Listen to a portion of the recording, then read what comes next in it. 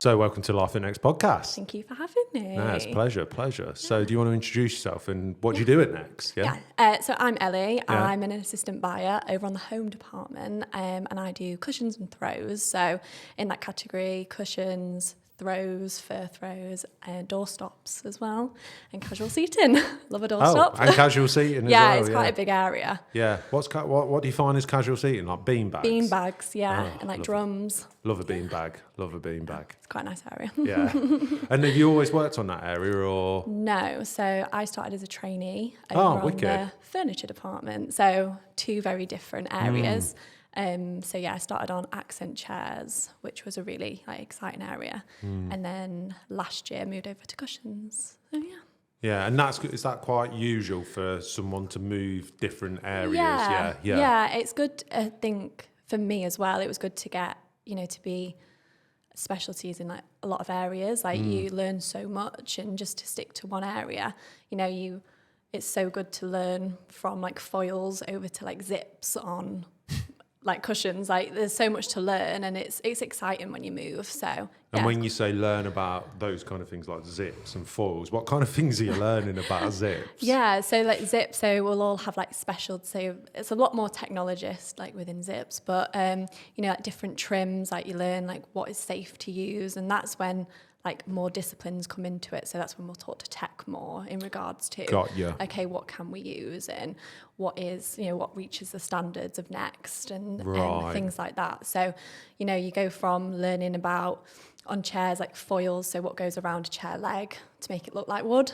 Okay. Yeah, so, and then the construction of a chair, so what's in the chair, and then I went to, just stitches on cushions. So two completely different areas. Quite technical then, yeah? Yeah, very technical. I think that's a really good thing that I've learned at Next is all disciplines, to be the best in your area, you need to know how important the other areas are as well, because we wouldn't be able to do our job without the other disciplines. So, and what do you mean by disciplines?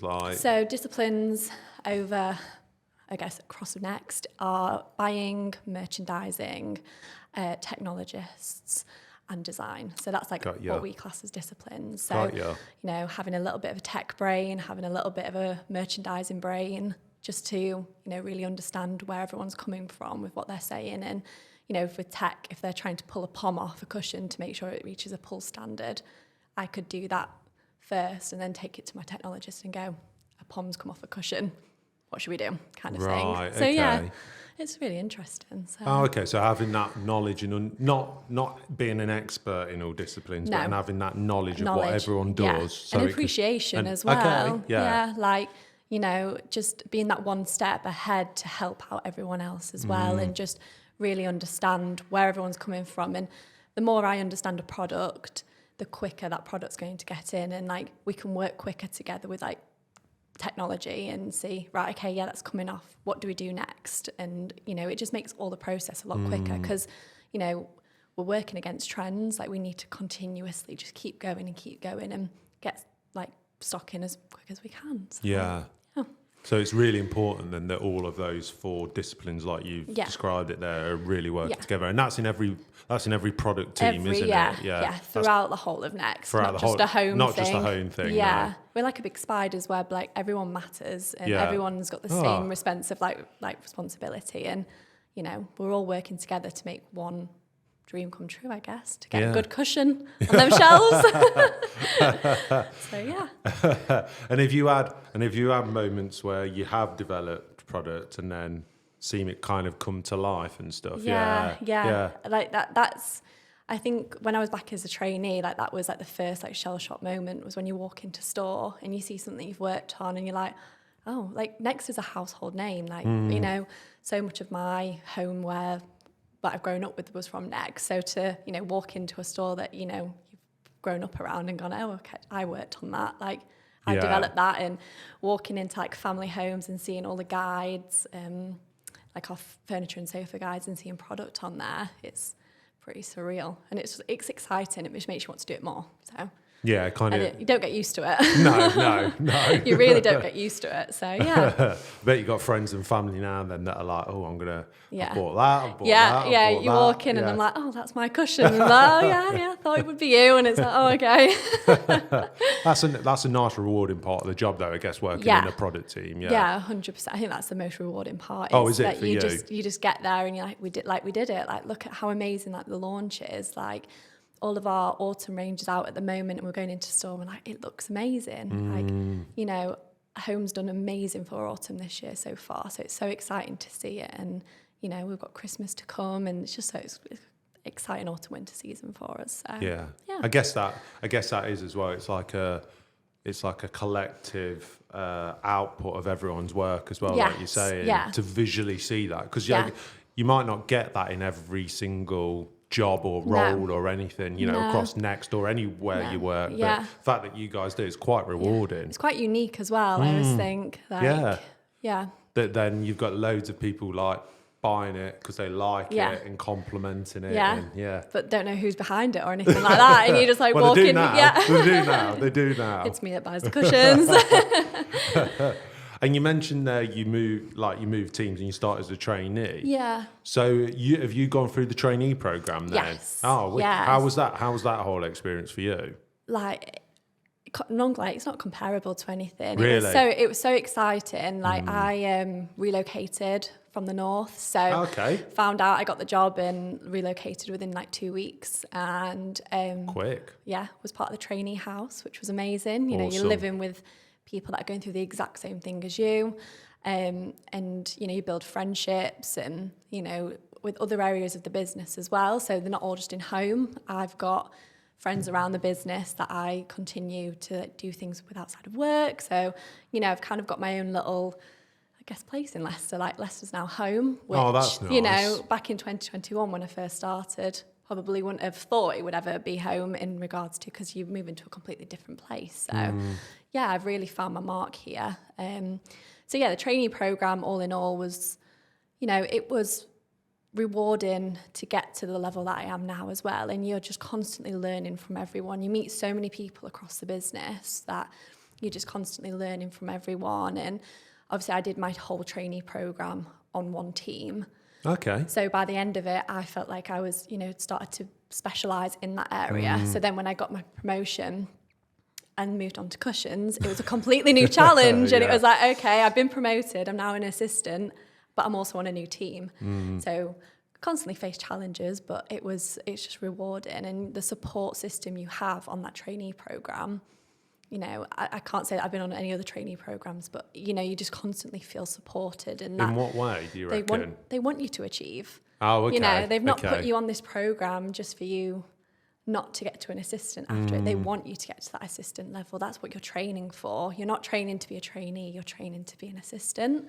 So like it was that motivation and them going like, okay, now look after this area, like let's develop this, and continuously like just, you know, focusing on your development and having those like catch-ups with your buyer, so like your manager, and then also talking to your higher management, the buying managers, and, you know, seeing which areas you can work on and what are you doing right and what can you carry on doing right. But, you know, learn from this person because this person does this really well. Like, you know, it's just constantly learning. Yeah, I'm glad you said that actually, because someone else said that. I think it was a guy called Andy, who's a merch manager, saying, you know, with this trainee program is not for, we don't want people that are just going to be trainees. We're training you to become the next assistant, merchandiser or buyer. Yeah. And then manager. That's what we're building people up for, because we really, development's such a big thing, isn't it? Yeah, I think it's massive at Next as well. Like no general, one doesn't want you not to succeed. Like everyone's just like, what is next? And that sounds really like cliche, but it is what's next. What are you going for next? Like and someone once said to me, you know, be Pac-Man, like fine, like just keep going and just take all the information from anyone that you meet in the business, because, you know, you could teach me something, like our jobs might not necessarily align, but true. You could have a conversation with me and I'll take that to a supplier meeting and approach it that way. Do you know what I mean? Like you just constantly, you know, people skills and everything like that I wasn't very confident before I came to Next. Oh, really? Like I did uni and confidence started coming out of me, but you're kind of in a situation where you've got to speak to suppliers that you don't know. And you haven't, I started in COVID, so I wouldn't meet them in person. They wouldn't, we wouldn't have supplier meetings in person. It'll over be, or just even, I could be sat on a desk with someone today that I might have not met until 3 months down the line because of COVID and everything like that. So you have to have I guess you learn the people skills here because you're in that situation where, you're just face to face with strangers in a strange way. and I do agree with that. It's very friendly as well. It's like really open. Like it's not very often that you don't walk around campus or into a store, even in the back, like not just front of house, but like back of house, or even like in a distribution centre. Yeah. And people aren't smiling and saying hello and just asking you. And like these people don't even know who you are. No. And we all work for the same company, don't we? We all work for the same company, and everyone's just like, oh, you're all right, or morning, or whatever. Yeah. And I've definitely heard from other people and other people that I know that don't work at Next, and they're a bit like, that's quite different to everywhere else. Yeah. And I think that helps then you feel confident and comfortable to talk to people. Yeah, 100%. Yeah. It is just it is like the culture here, I guess. And I feel like it's it's Next core to be like that. And, we're all here to do the same thing. All in all, we want the company to succeed. So that is what we're here to do. Yeah, I think there's a lot of respect for what I always find, a lot of respect for what everyone does. Yes, I know exactly. I feel really respectful and really like kind of wanting to find out. Yeah. Like even now I'm like, I know there's trainees, but I'm like, and I know there's assistants, but I'm like, well, what was your journey? Yeah. What do you do? Because everyone's had a completely different journey. Totally different. Someone could have been promoted, 7 months into the trainee program. If they've had experience before, it could take someone the full 18 months. And it doesn't define you as an assistant because no one asks after. Once you're an assistant, that's it. We're all on the same wave. And I even think going up higher and you go into your buy-in and your merchandisers, they still treat you as they should. Do you know what I mean? It's still it's such a friendly place, and it's everyone's opinions matter, and that goes back to the disciplines all working together in this spider's web. That everyone's opinions matter because we're all trying to do the same product. It's not okay, well my idea is like this and I want this, and it's not like that. It's a team collaboration that just makes it fun to work here, and everyone matters. Yeah, it sounds like there is a massive focus on team. Yeah. And you go on your away days, and you really you spend so much time with your team that they're come your mini family. Especially me, I don't have family down here, so it is you see your team more than I see my family. So they know everything about me at this point. And I think it's just really good to form those relationships within work because it's. It makes you enjoy it more. Well, it makes the conversations that you got to have, especially as well, I always find when there's anything involved with opinion or creative or crafting something. Yeah. If you've got that stronger relationship and understanding, it's easier to have that conversation and give your viewpoint and not... You know how to say something to a certain person. People skills again. And you know how to receive it as well. And if you've got that relationship and built up that rapport, those conversations just flow so well. 100%. Yeah. And it's that support system again. What I have with my manager, the buyer on my team, is that I know I can voice my opinion. Great. And it might not be that, it goes ahead and the idea doesn't go ahead, but my opinion's been heard. And it's okay, Ellie, great idea. However, this did really well last year. So what about, do you know what I mean? It's altering what you're kind of saying and going, that is really good. It might go ahead. The idea might, one off, it might go ahead. But we're all here for the same thing. And we just want successful product, and it's taking the knowledge, my merchandiser's been here a few more years than I have. And so has my buyer. It's more they've got the experience, and one day hopefully I will have all that experience to share with my assistant and a trainee. Hopefully if I get to buyer one day, and it's being Pac-Man. I think that's what I always remember. That's all. I've never heard of anyone say that. Be Pac-Man and just keep going and get all that information and knowledge, and because I'm still learning, I'm still wanting to learn and, you know, like anything that I can, and just to progress to be a buyer hopefully one day. So yeah. And was it a big shift? Was it a big shift when you went from being a trainee to being a assistant? Not as big as probably it would seem, because once you get to that point as a trainee, you should be ready to be an assistant, if that makes sense. So I felt like I was trained, you know, to be an assistant. So then when the assistant time came, it didn't seem so, oh no, I'm an assistant now, I've got all this responsibility. What do I do? Especially going to a new buyer as well. So it wasn't that I was promoted onto the same team. I went to a new buyer. You know, she's had different assistants under her, like would work different and things like that. So, you know, it's all about adapting to that person and things like that and taking all the knowledge. But yeah, all in all, I think I was ready to, and don't get me wrong, there still is times where, you know, it is harder, but it's just taking on more responsibility and just being more, I guess, proactive in how you work and things like that. But that is how you develop, again, to go be a buyer. So, yeah.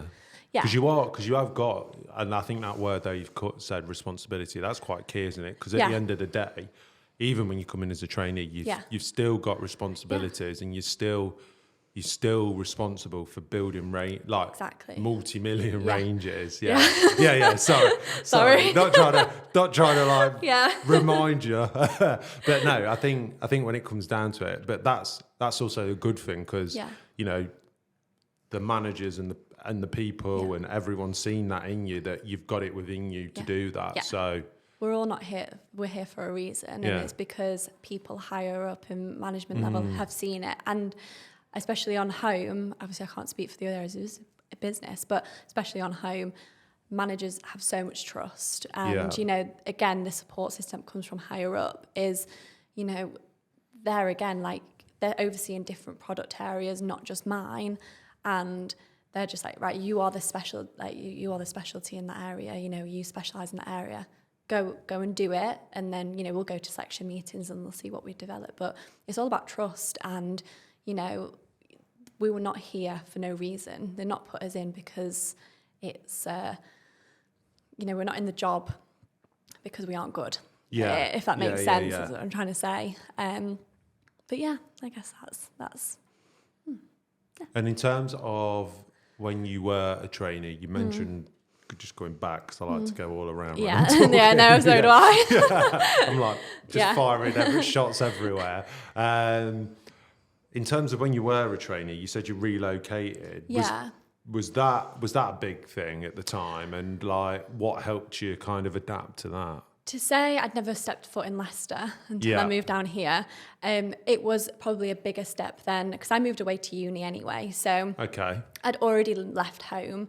So I'd graduated uni in 21 and then moved back home. So I probably moved back home for just over 3 months. So, you know, going from living on your own and then going back to mum and dad's, and it's a bit more like, okay. Yeah, I remember that. Yeah. I remember it's like the worst bit. Yeah, I know. You just like, get me out. Like, love my parents. Yeah, I was going to say, mum, if you're watching. Love them. Love it was my great. Parents. But like, you just, when you've had that independence and then you go back and you're just like, oh my God, I've got to get out of here. Yeah, like, what's for tea? What time are you home for tea? Yeah, like, what time are you home for tea? Okay. What do you want this? Do you want me to do that? And it's like, I love you to death, but come on. Just let me be.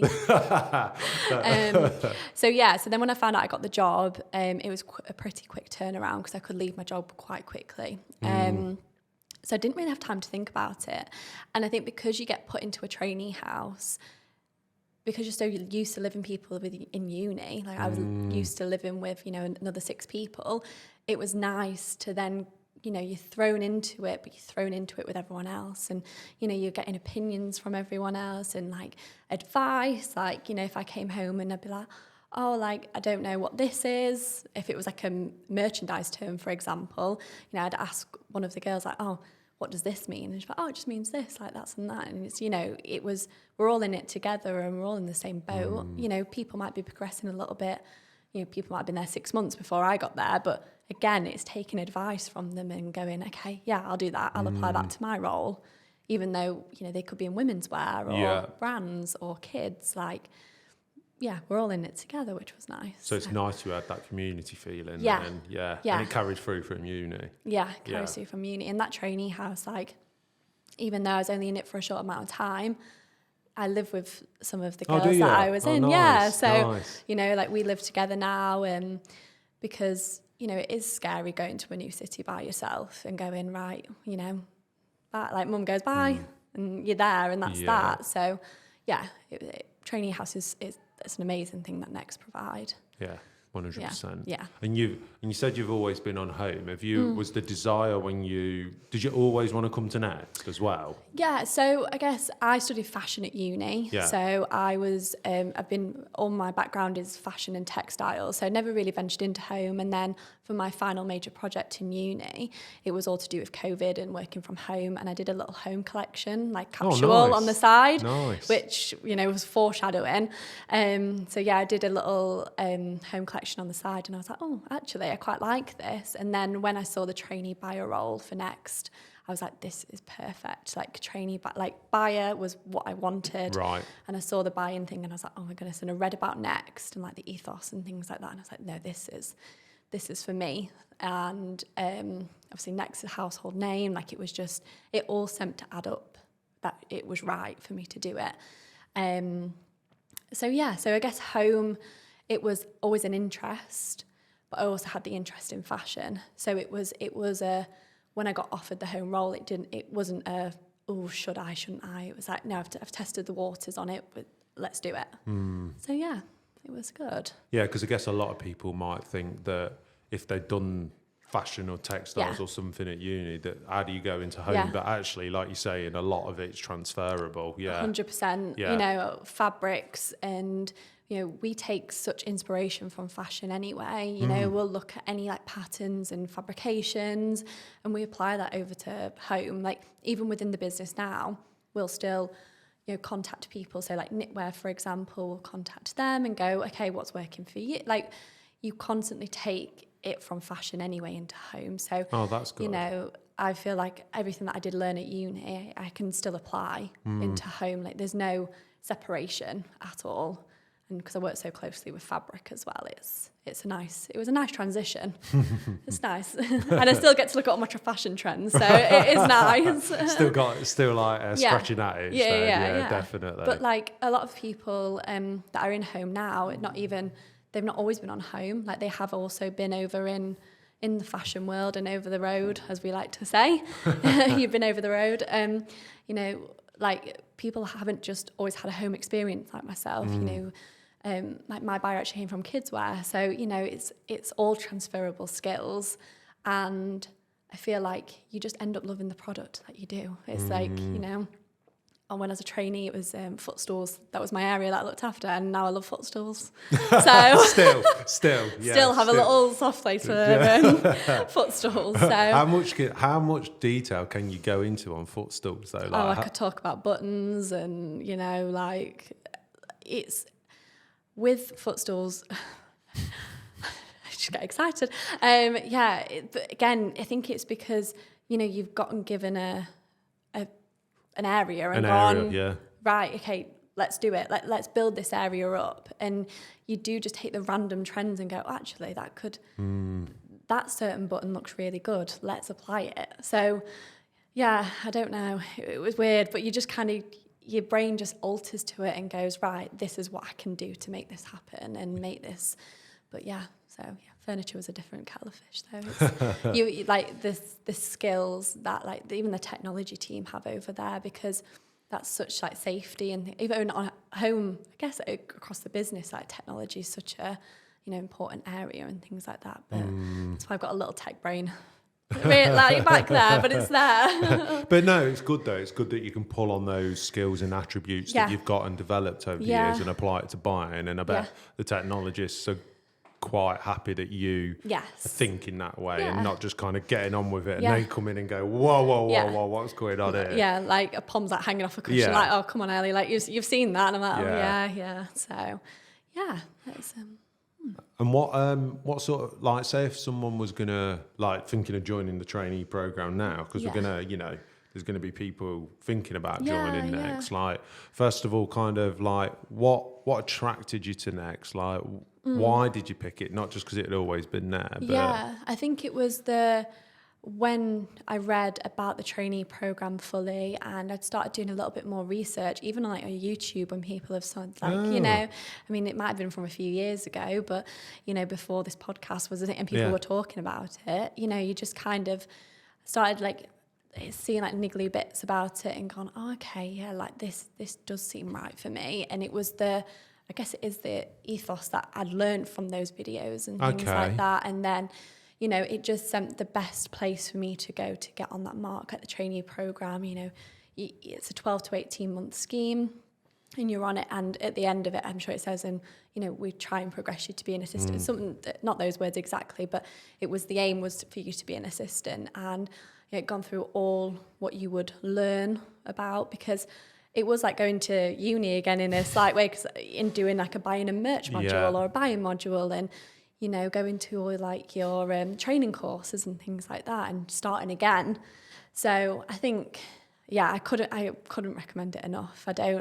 It was just the best thing that I'd done, and I don't regret it. And even if you're coming in as an assistant from somewhere else, or a buyer, or wherever you're coming from, Next is just such a good place to work. And I think it all comes back to the support system, because everyone just, it could be if my buyer isn't in for whatever reason, if she's on holiday and it's okay, I've got to make a decision. We come together as a team and make that decision. And it's not just it's not just on me. It's a team decision, and it's never just on someone's head. It's everyone. And I think growth as a person as well. You grow so much here. I don't know from when you started, but I don't know. No, definitely. No, I mean, I've been here 14 years, so a little bit longer. A little bit longer, but I think not just grown in terms of the roles, but as a person, massively. Confidence changed. I've definitely got more a consideration of how I speak and interact with people. I mean, if you said to me maybe 5 years ago, I'd be sitting down and doing a podcast on a weekly basis, I probably would have been a bit I wouldn't do it, but I don't think I'd be able to articulate or facilitate the conversation as well. Hopefully as well as I can. Some people might disagree, but it's something that's definitely, and that's learning from others as well, you said. That's learning from my managers or people in the business, and seeing how they approach conversations or how they approach people, and then kind of taking that on and kind of applying it to what I do on a day-to-day basis as well. So it's opportunities as well, isn't it? It's grasping at those opportunities. There's so many. Yeah, and I think it comes from the idea thing as well. If you're coming in as a trainee, come in and go, I've got this great idea, let's do this. Because we come custom-fied to looking at a custom plan. a custom, there we go. To look at, okay, we've seen the range, this is our range, and someone coming in fresh from uni or fresh from somewhere else or whatever, and coming in and going, okay, I've got this idea, let's do it. It's all but that's what you need. And you said it earlier as well. People come in and have those ideas, and you've got to be comfortable to say those ideas. And sometimes people will go, yeah, great. And sometimes people go, oh, just not at the moment, or that's not quite right. Or we've tried it before. There's but you still got to ask the question, because you never know. Or you might say something that you might say it in a different way to how it was first presented, and actually that way is the better way to go, or combine the two.